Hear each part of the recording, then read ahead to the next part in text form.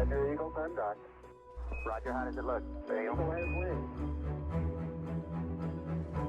Okay, all flight controllers, go for powered descent. Retro? Go. Fido. Go. Guide. Go. Control. Go. Telcom. Go. GNC. Go. Ecom. Go. Surgeon. Go. Capcom, word go for powered descent. Eagle Houston, you read your go for powered descent, over. Mission 10%. Altitude will go high. Houston, you're looking at our Delta H. Affirmative. Flight alarm, looks good. Looking good, Doc. Over. Accepting its guidance. 1202. Stand by. 1202. Retro. Go retro. Throttle down. 6 plus 2. Give us the reading on the 1202 program alarm. We have another 1202 alarm. 1202. What's that? It's executive overflow. If it does not occur again, we're fine. We're going that flight. We're going that alarm? That time, we're go flight. Okay, we're go. We're go. Train tight. We're go. Single alarm. Tell them to leave it alone and we'll monitor it, okay? 75 feet. Car's looking good, down a half. Rod. He's taking in the Delta H now. Rod. 60 seconds. 2.5 now. Straight shadow. More forward. More forward, just to the right a little. Contact light. Okay, engine stop. Tranquility Base here. The Eagle has landed.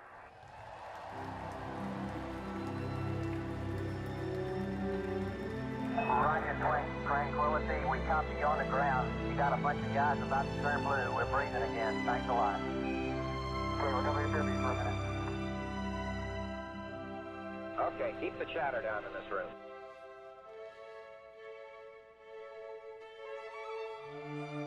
Hatch reported coming open at 109 hours, 8 minutes, 5 seconds. Okay, Neil, we can see you coming down the ladder now.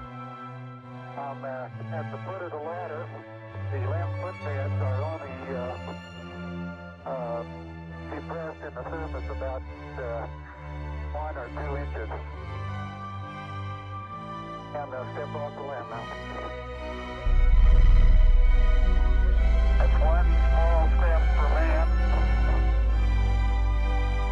One giant leap for mankind. That is one small step for man. One giant leap for mankind.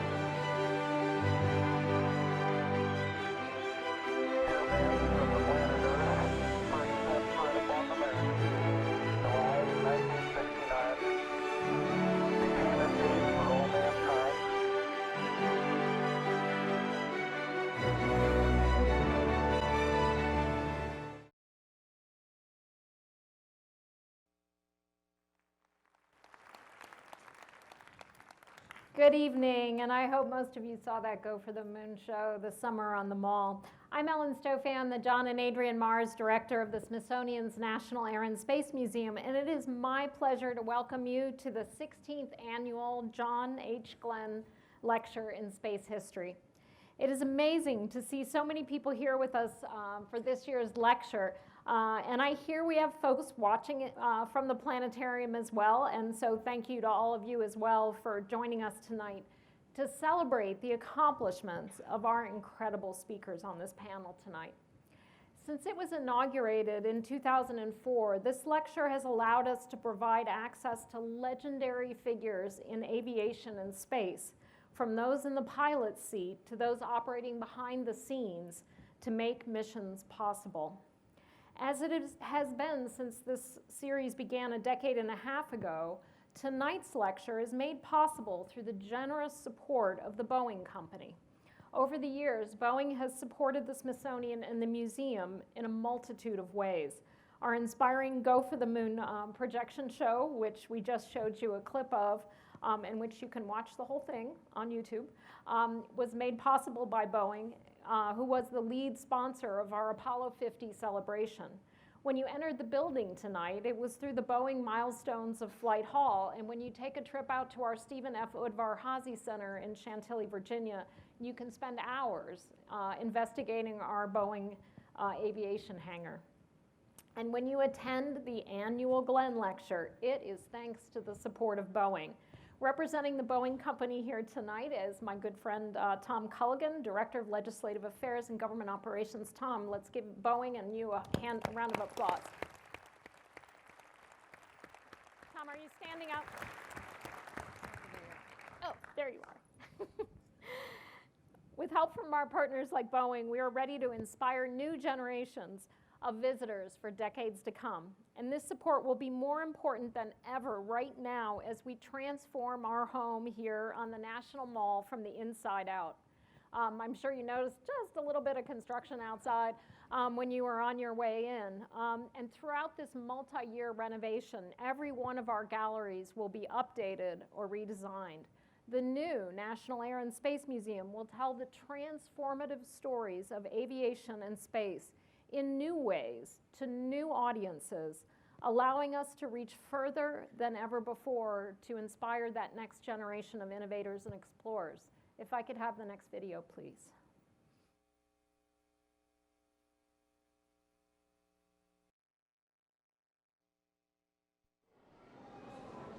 It begins with a spark.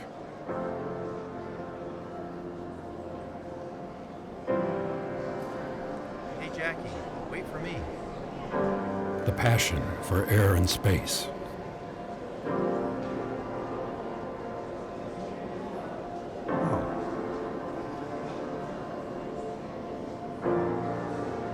Why don't you take it? You look better on you anyway.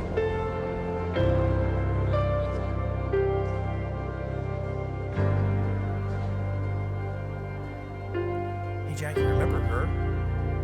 That passion can grow.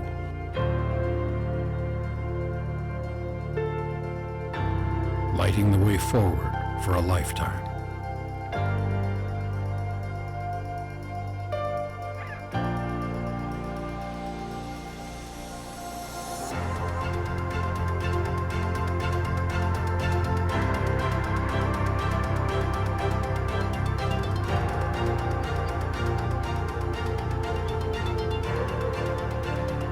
And now, with the monumental transformation of the Smithsonian's National Air and Space Museum, this place that has ignited generations of imaginations will be completely reimagined,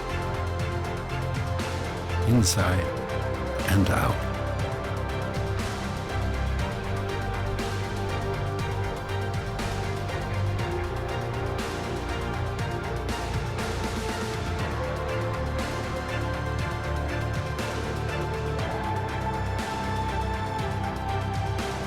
Also, this museum can be even more of what it's always been. A place that gives life to a remarkable past and gives rise to the people who will make history tomorrow. Join us in the mission to transform the National Air and Space Museum. Together, we'll ignite tomorrow.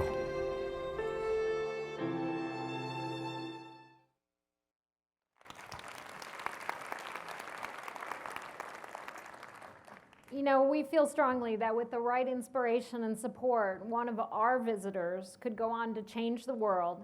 In fact, we like to think that the first person to set foot on Mars will indeed have stepped through our doors first. And maybe she will come back here to give a Glenn lecture of her own someday. Before introducing our speakers, I'm really excited to also let you know that we have a special guest who was able to join us at the last moment.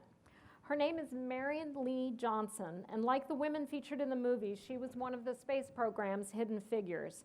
Ms. Johnson was an engineer at NASA's Marshall Space Flight Center in Huntsville, Alabama, working for Boeing, the sponsor for tonight's event. She worked on the team that determined the path that parts of the Saturn V would take if the rocket fell back to Earth. Their work was vital for safety planning. After Boeing and a successful career in computer technology, she now teaches the next generation of computer workers.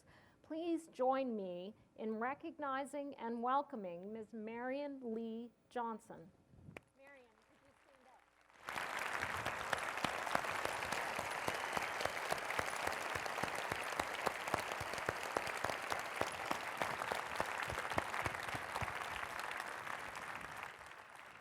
Like Ms. Johnson, tonight's speakers certainly know what it's like to blaze trails and defy expectations. Throughout this year's 50th anniversary celebrations of the Apollo 11 mission, I've been moved by the stories that have finally shined a spotlight on the inspiring women who helped make our exploration of space possible. We're lucky to have three of them here with us on the panel tonight: aerospace engineer Joanne Morgan, engineer Poppy Northcutt, and medical researcher Dr. Carolyn Leach Huntoon. Each of our speakers tonight will tell us a bit about her journey, and then we'll have time for audience questions afterwards.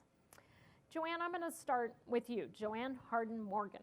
Joanne worked in launch control at Kennedy Space Center and was the only woman in the firing room during the launch of Apollo 11. Your face has become incredibly familiar this year, which I absolutely love.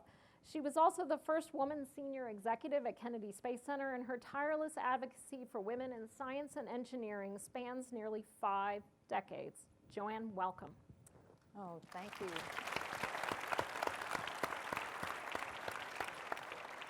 Well, first I want to thank you, Dr. Stofan, and also Dr. Neil, Valerie, the historian, and Boeing for sponsoring something like this. I mean, this is so unexpected in my life. 50 years after I did something, all of a sudden it's important. And actually, I knew at the time on Apollo 11, I was working on something incredibly important. I was a kid in Titusville, Florida, and I was lucky enough to see Explorer 1, our country's first satellite launch. And the satellite itself, sponsored by JPL, discovered the Van Allen radiation belt. And at 17, in my mind, I thought, this is profound new knowledge for everybody on our planet. And this whole launching business and going to space and putting satellites up there, it's going to change the world I live in, and I am getting in on it. And I applied for a job as an engineer's aide right out of high school. I'd been accepted at the University of Florida, and I was a wee bit of a math whiz in high school, and so I got the job. Thank goodness the ad said student, and they hired one boy and me. If it said boy, I wouldn't have even applied. But I hit the gold standard in supervision. I had a wonderful, immediately, that first summer, supervisor who told everybody, no, this is not a coffee girl. She's going to be an engineer someday. We're giving her engineering jobs. So I was lucky I had a great supervisor to start me down the path of my career. But we're celebrating Apollo 11, and I wanted to tell you a few facts about women in 1969. You know, 400,000 people across this great country worked on the Apollo 11 mission to make it happen. There was no infrastructure in space, no satellites. Everything is on the ground, and you know what that meant if you're old enough. Tons and tons and tons of paper. Key punch cards, paper tape, you know, procedures, everything written. We had to write everything by hand. We had to do calculations by hand.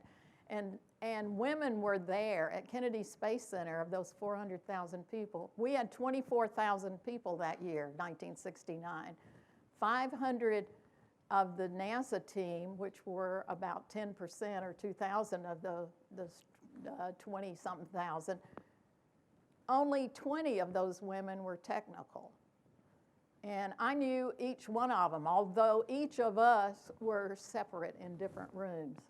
I was in launch control. Judy Kersey was a guidance engineer. She was over in a computer room looking at a guidance computer. Judy Shannenberger was over there helping Buzz Aldrin when he suited up, and her friend Ann Montgomery. You know, we were sprinkled around, just one here and there, and yet somehow or another we were part of a team. And that Apollo 11 was just such a great team and so unified. And I think one of the most inspiring things to me and watching, and every time I see it again, the landing itself, I think of not only were we in this country unified, but people all around our planet cared. They were watching. I remember watching the landing with my husband, because I had a holiday and I was over on the Gulf of Mexico with him. And we saw the news when Walter Cronkite saying, and here's people in Japan and Australia and all around the world, people caring so much. I thought it was wonderful. And actually, that launched my career. It was my first launch to be in the firing room. I mean, I'd been there working on propellant loads and other activities, but they didn't let me sit there at liftoff. There was always a man at that console, and my boss went to bat and got permission for me to sit there. And all of a sudden, it made a difference. I got seen by everybody, and my boss said, well, she's been working here for 10 years. Isn't it about time? So that's a little bit about my story anyway. It's great to be here with you. Thank you very much, Joanne.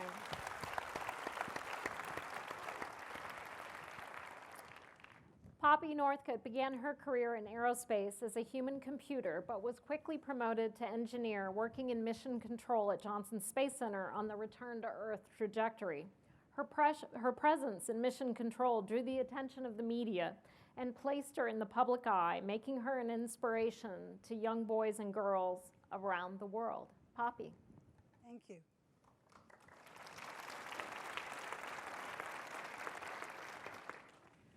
Unlike Joanne, I did not have this big plan to be in the space program.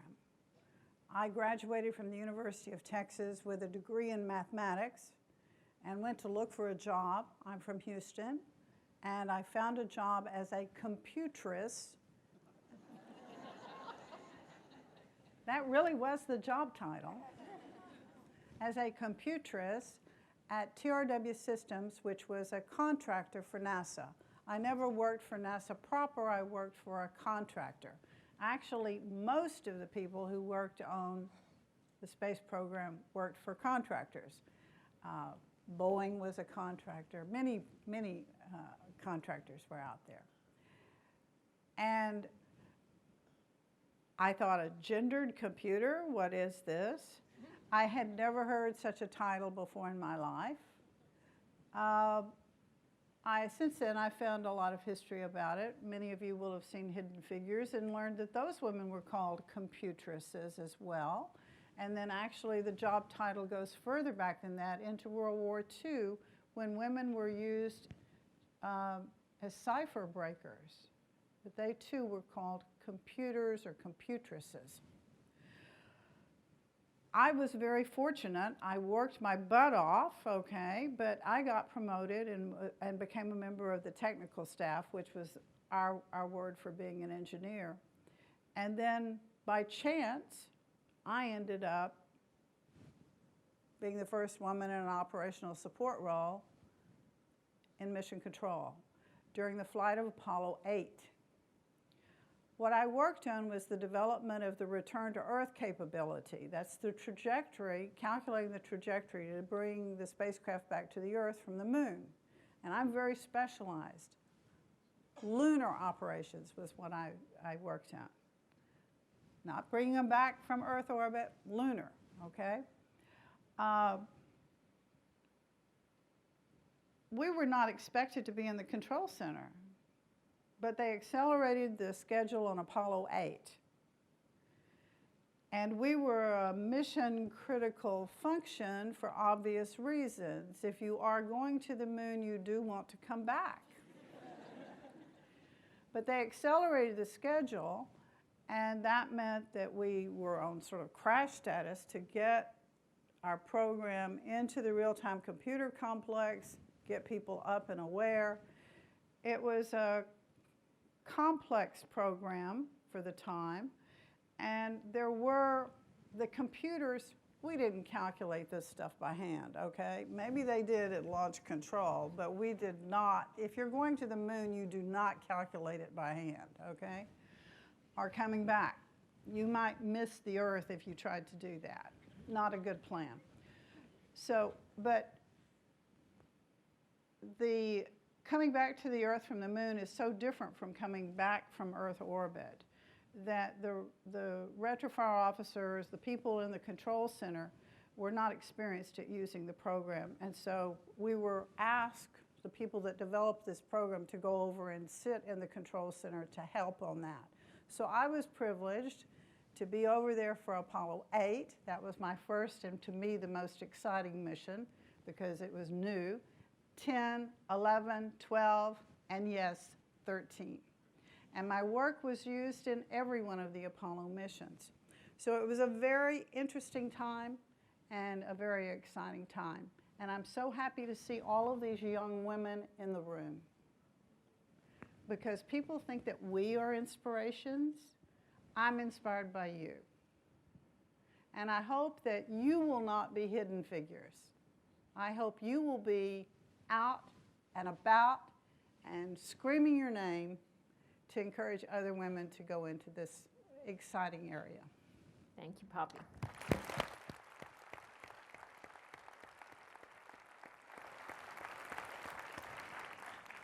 Dr. Carolyn Leach Huntoon worked at the Johnson Space Center, leading the study of how the human body adapts to spaceflight. In 1994, she became the first woman to serve as director of Johnson Space Center. Carolyn. Thank you. Thank you, Ellen, and thank Boeing for their support of this lecture series. And of course, I pay tribute to John Glenn, the series named after. He was a hero for all of us, and it's nice to be at the John Glenn lecture.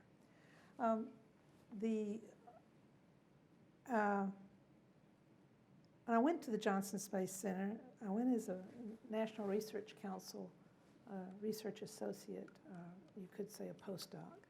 And the experiment that I proposed and was accepted was to study the changes in the fluid and electrolyte metabolism, hormonal control in spaceflight crews. And you think, okay, you got an experiment and you can go do it. Well, that was just, accepting it was just the beginning. Getting the crews to participate and the people to get the involvement that we needed from the trainers as well as all the medical people and all. That was a big chore to do, but we did it. I had studied at Baylor College of Medicine with researchers who had worked on the Gemini program, and that was the first time that we had done actual measurements on astronauts from space. We brought back urine and blood samples and food samples and fecal samples and the idea was to study in great depth that crew of the Gemini guys, because we wanted to make sure that we could send the Apollo crew members to the moon and back without any problems. We worked on that for Gemini, and we did a great job. I got very interested in it. So when I had the opportunity to go down to NASA to continue these studies with Apollo, of course, I jumped at the chance to do that. It was a small medical group, tremendous people. We worked long hours and hard hours.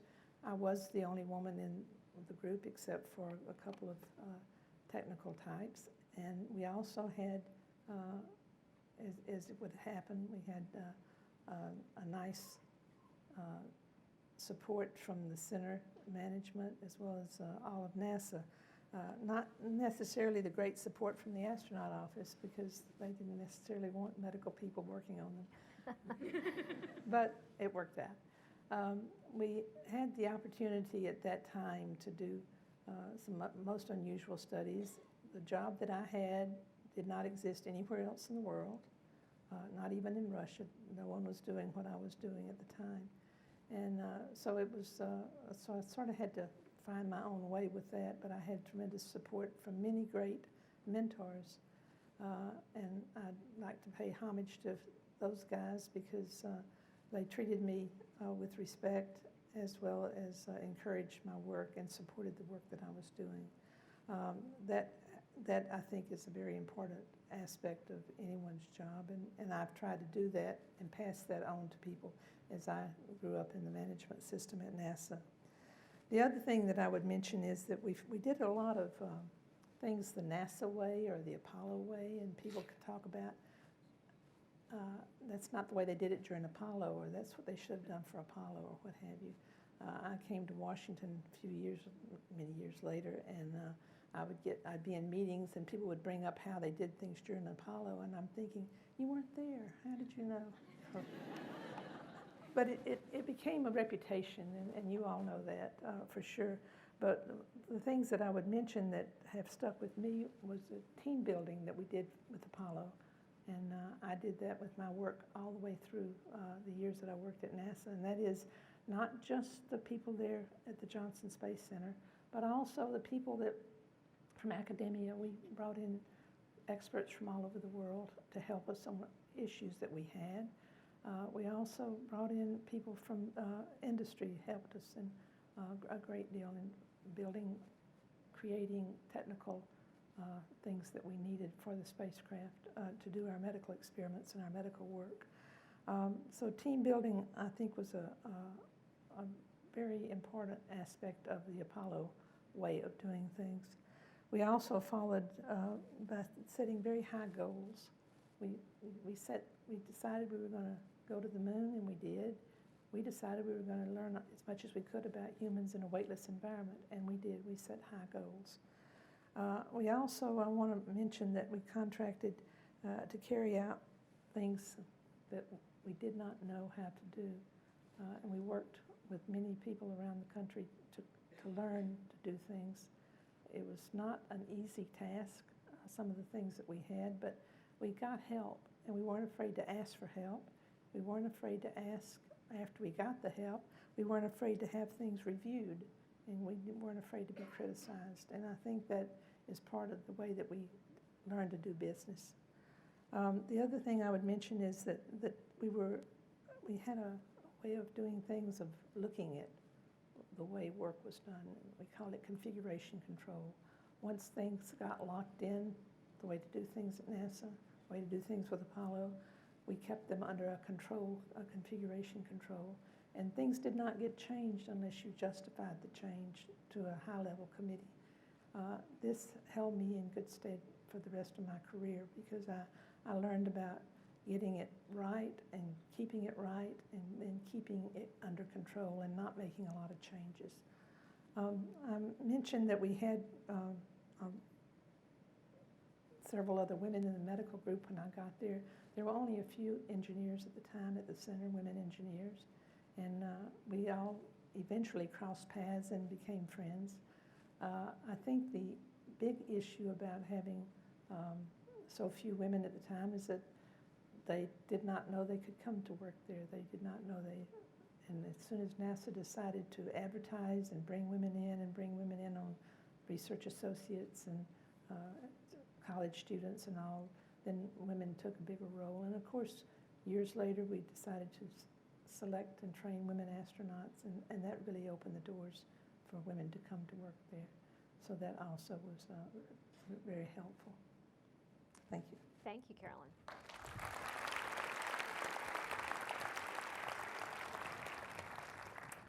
I'm going to stand so I can see you all better.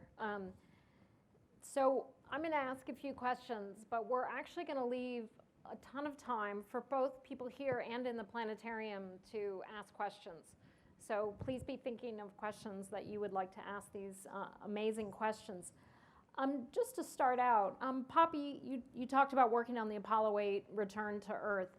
And obviously this is kind of a silly question because no one had ever returned to Earth from the moon before. So, but what was the most challenging part of it? Is the answer everything, because no one had ever done it before? But I'm curious how you even start, in that.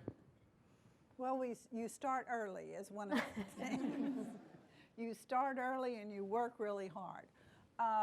But you didn't have much time because that whole decision was made in August, right? No, to switch Apollo 8. You'd been working on it. We had been working. We had been developing the Return to Earth program for several years. But to just give you an example of how far you have to go, when we started working on developing the Return to Earth program, well, what people may not understand, they always landed in the middle of the Pacific Ocean, right? If you remember that far. That's because the mist distance when we started was bigger than the Atlantic Ocean. We don't like Now, by the time they were flying, they were landing almost on the ship, right? But, you know, what we were doing was we were perfecting the solution to the three-body problem, which is not a closed-form solution. And the big challenge is that you have to do a lot of optimization because you have to meet the reentry corridor or you burn up. And you have to minimize fuel and you have to minimize time. So it's just a tremendous amount of working on computers and improving your targeting and always trying to get better. But the last few months were just a gigantic crash, okay, as we tried to find every bug, because you can't have bugs when you're flying, you know, to the moon. It's too critical. We just had, India just had a lunar mission, and you know, I'm still hoping that they're going to be in contact with their lander, but you know, the tiniest little error is magnified tremendously when you're talking about distances, especially distances to the moon. So it's super important that quality control is just everything. Joanne, yeah, go ahead. I just want to follow up on that. The folks at Houston and Mission Control, we had 23 critical events to go to the moon and return safely. For the launch team, only 5 were what we had to worry about. But we practiced all 5. We practiced them on Apollo 8 and 9 and 10. Marshall, where Miss Johnson was, practiced engine testing. We rehearsed for 5 years. They didn't get to practice liftoff off the moon. They didn't get to practice landing on the moon. They had to do it perfectly the first time. And that's the miracle of Apollo 11. No, that's a good point. And Joanne, I'm also really curious. You said that being in the firing room changed when your boss advocated for you to go in and you were actually in there, that it changed how people treated you. But I'm curious, did it change how you felt about yourself and your role, and or was it just purely how people treated you changed? But I'm wondering if you changed also, knowing that you were there. Possibly I did. You know, I had the height of an alligator and the tenacity of a pit bulldog. I mean, I hadn't let go for 10 years. I wasn't going anywhere, so they were sort of stuck with me. But I felt more accepted and more confident in myself that I really was accepted, because Dr. Werner Braun Braun was sitting up there on the top row, and Dr. Debus and the chief engineer and all these important people, and I was good enough to be in the room with them. And so that, you know, built a lot of confidence in me. So after that, I was sort of unstoppable. I not only had that tough hide and that tenacity, but I got to be a little bossy too. Carolyn, you know, obviously what we've learned over the years about the effects of microgravity on the human body has been enormous. But I'm curious, from your perspective, the research that you did, that you were involved in, what's been some of the most interesting thing that you think we've learned from sending humans as a physical, you know, effect of spaceflight?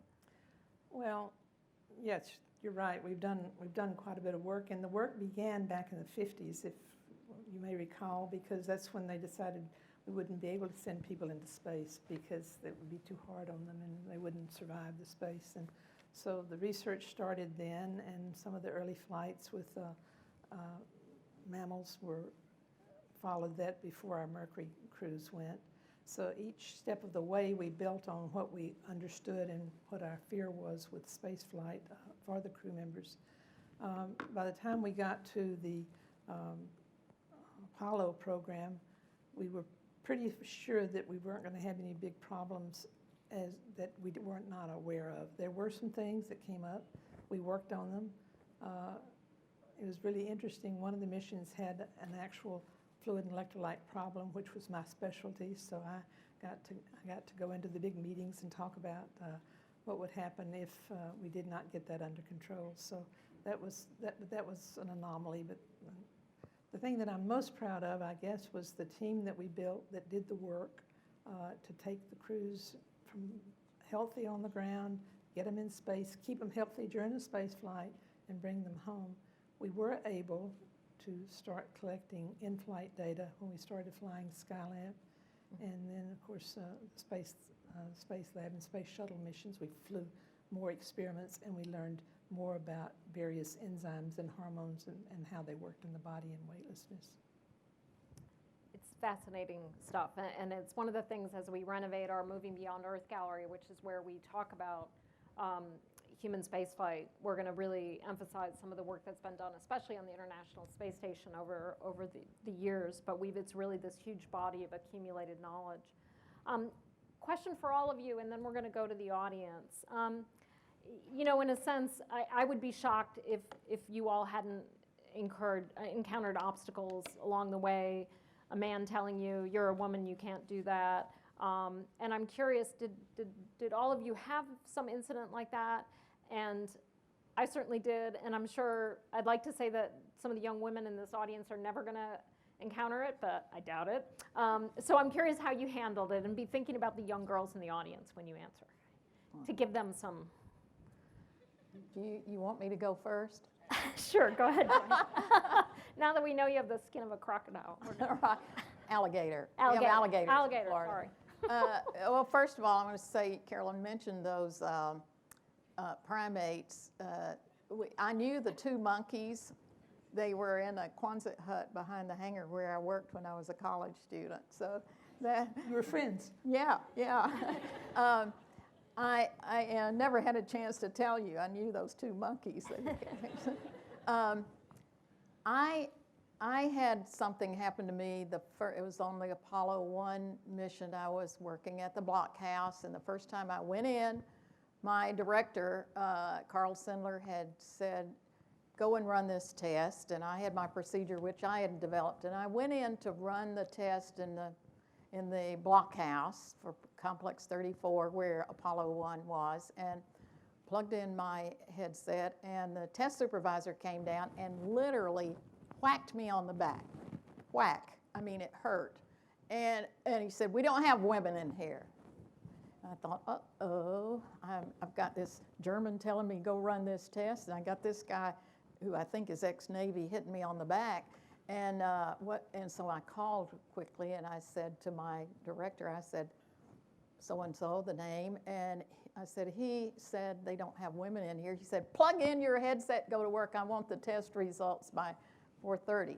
So I used my chain of command, and they responded. I'm sure phone call after phone call after phone call happened, but nobody made me get out. I mean, I went to work. I did my job. And later, Apollo 11, I'm sitting at my console, and the tradition for Apollo 8, 9, and 10, although I wasn't in there at liftoff, was the test supervisor, same man who'd whacked me on the back, would hand out cigars to the workers.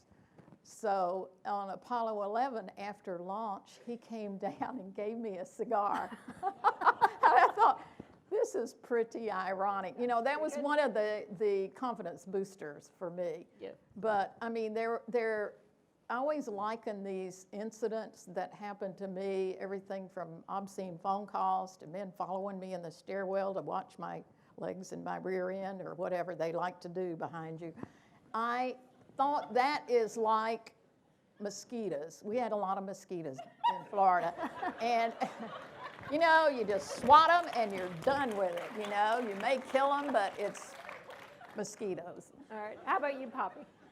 Well, I never had anyone say you couldn't do it, except the society as a whole said you couldn't do it. Okay, so why did I need, you know, why do you need individual people to tell you that when the society as a whole tells you you can't? But I guess I didn't really appropriately get the message, okay? Because I came in as a computerist. I worked there for, you know, I was doing crunching numbers for these engineers. And about 2-3 months in, I just looked around the room and I thought, I'm as smart as these guys, okay? But they're making a lot more money than me. And I decided that I was going to become a member of the technical staff. An engineer is what they called them. Some of them had physics degrees, some had engineering, but we were all functioning as engineers. And I just took stuff home and reverse engineered it, and I didn't pay attention to the laws, okay? I disobeyed the laws.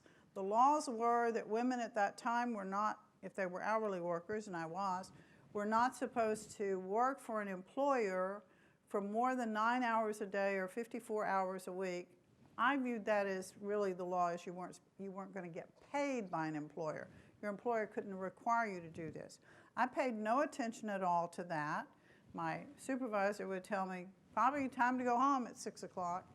But I recognized that in order to be accepted as a member of the team, in order to be thought of as the equal of these guys, I was going to have to work the same way these guys were, whether I got paid or not. And so, you know, I just persisted in that. And I think that because of that, I became accepted as a member of the team. And that was really key, that I was not thought of as different. Although once I was in the control center, that was a whole different experience, okay? Because I'm sitting there in Apollo 11, sometimes listening to the chatter, because we would hear 3, 4, 5 channels at once. And I kept hearing a particular channel being mentioned. Someone saying, hey, have you seen what's on channel whatever? And I'd hear this off and on. And I finally thought, I wonder what's on that channel. And I tuned it in, and it was me. There was a camera. There were cameras all over the place. But there was this, they're supposed to be on the room as a whole. This camera was just on me. I have no idea how long it had been on me. I didn't say anything about it. We didn't even know the term sexual harassment or hostile workforce. And there's two different ways to think about that. One is that, you know, it's a little voyeuristic on the part of the dudes watching you, and it is sort of harassing and uncomfortable. But the other way to think of it is, so let them look and let them all know. Let everybody who's not in this damn room know there is a woman here, I'm here, get used to it.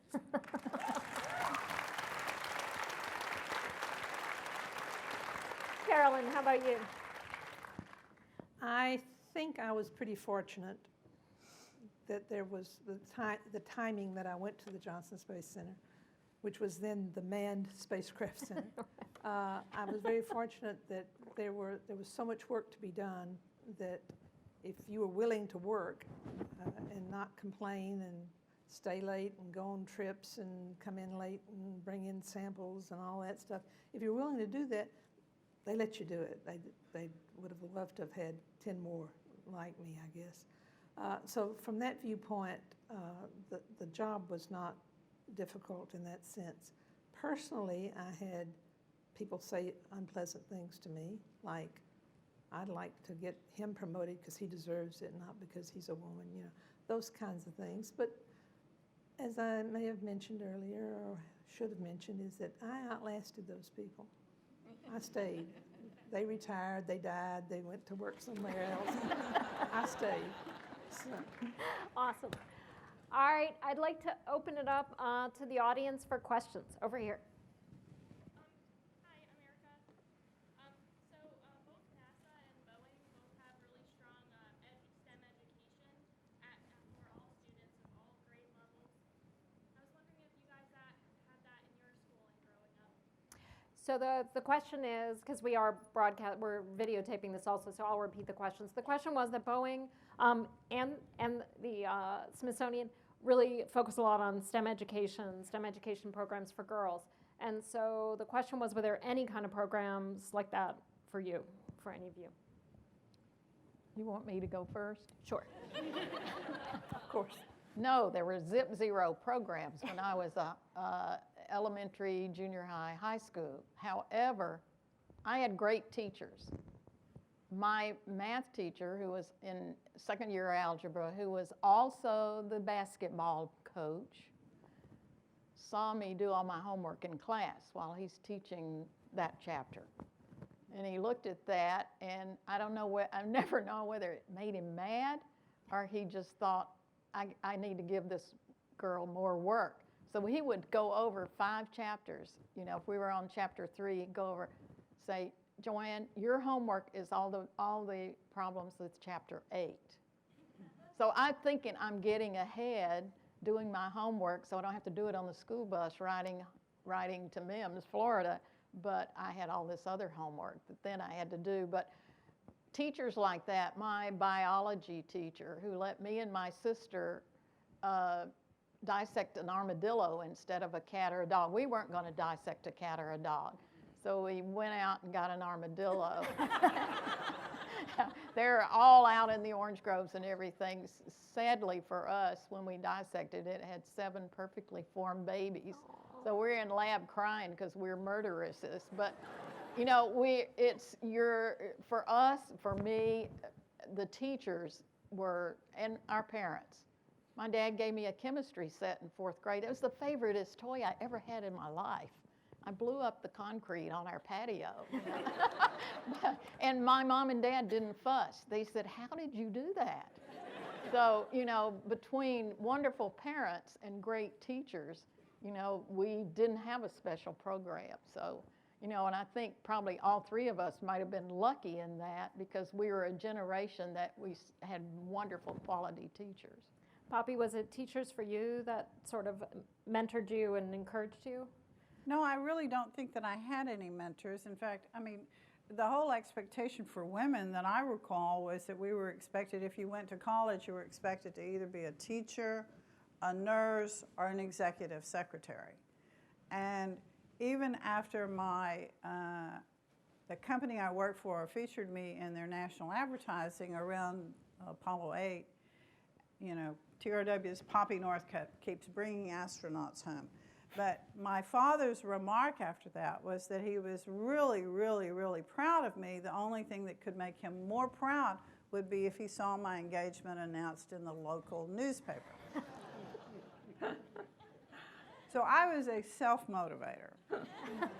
What about you, Carolyn? I'm about the same group as Joanne. I had some tremendous teachers and a small high school in Louisiana, and I went to a small college. But in both of those places, I had teachers who liked what they were teaching, and they taught us the same way.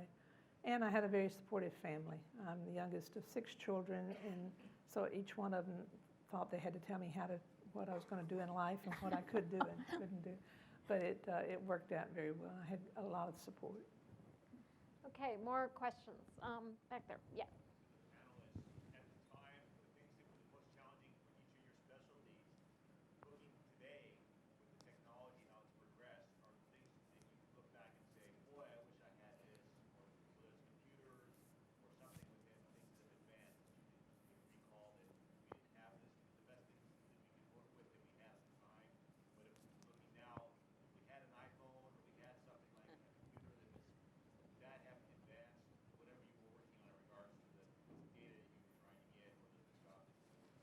So the question is, with all the changes in technology from 1969 to today, or the 1960s to today, what technologies do we have today that would have really made your lives and your careers much, much easier?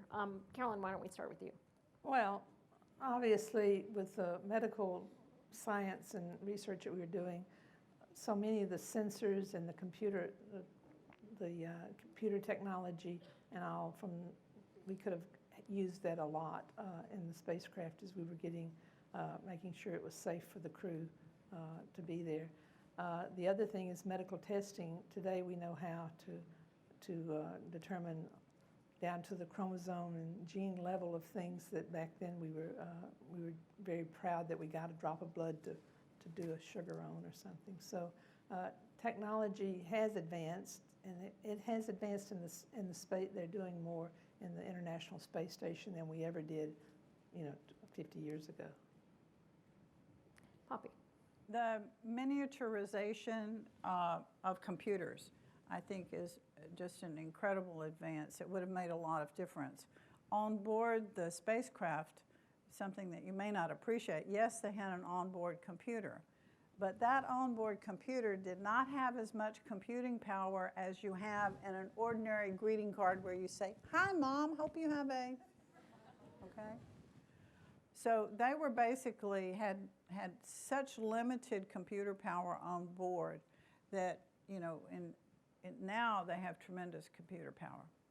Yeah, my favorite example of that is your key fob for your car has more computing power than the Voyager spacecraft, which has now left the solar system. Joanne, how about you? Well, what I see is today we have such rich space-based technology. Compared to 50 years ago, I mean, we had to do our own weather prediction. We had to create toroid coils to measure lightning. I mean, the complexity of doing groundwork when you're having to build new devices to measure environment around you, or a valve position in the propellant line, or vibrations, which we needed to understand with the first firing of those engines. So now so much is observation from space, communication, data transfer, weather, navigation, and all of that was having to be done with this massive amounts of paper. So, you know, the computers were tools, but having it in space where we're not having to duplicate it all on the ground, you know, that was what took 400,000 people, was a lot of the stuff had to be done on the ground. Now we don't have to do that. That's why going beyond the moon is such a feasible thing. We have infrastructure. I mean, we have a weather satellite around Mars. You know, I mean, there's things we can do now because of space-based technologies. Let's take one more question from in here, and then we'll see if we have a question in the planetarium. And I absolutely have to take our question from our young astronaut here in the front.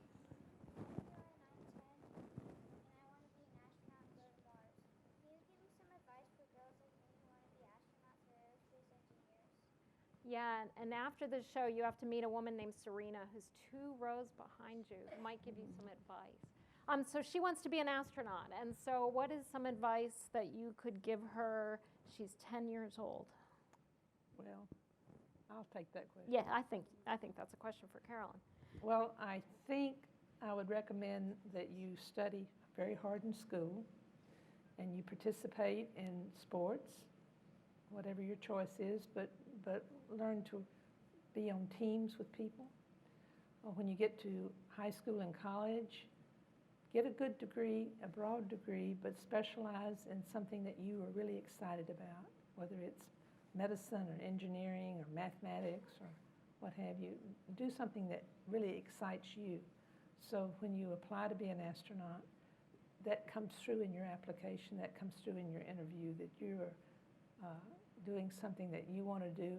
You have to study hard. You have to make good grades. That's right. Now, do we have a question from the planetarium? Yes, you do. So, hello, She Rose. Thank you for your service. And I noticed in all the language you use so much scientific jargon, but I also heard you say, bring them home.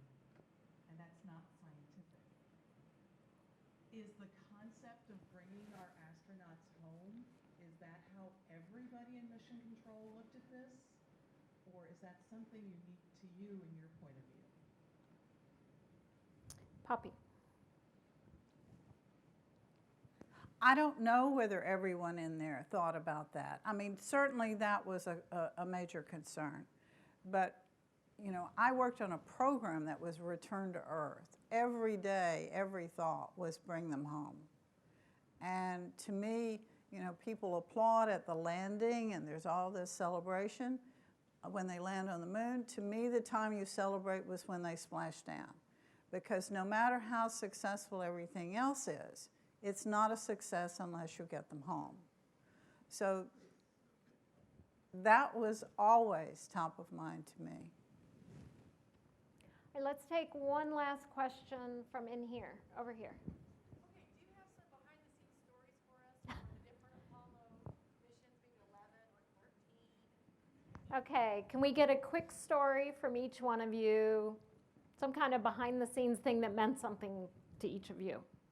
Carolyn, go ahead.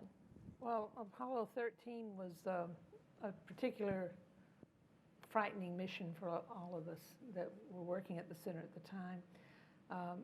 But we did our jobs, just one after the other, and anything we were asked to do, you did, no matter how long it took or whatever, because we had to get the guys around the moon and back home.